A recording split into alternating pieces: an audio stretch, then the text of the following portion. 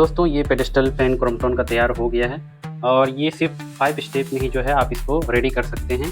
पहला तो आपको बेस और स्टैंड को कनेक्ट करना है। दूसरा आपको जो है जो मोटर है उसको स्टैंड से कनेक्ट करना है। तीसरा जो है ये जो जाली का 2 पार्ट है इसको आपको कनेक्ट करना है।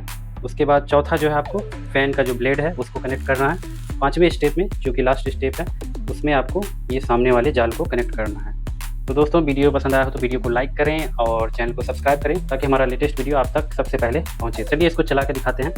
तो इसको हमने जो है एक्सटेंशन बोर्ड से कनेक्ट कर दिया है और यहाँ पर देखिए दोस्तों ये स्टार्ट हो गया है चलना। और यहाँ पर दोस्तों देख सकते हैं आप कि ये रेगुलेटर स्विच जो है 3 मोड पे चलता है।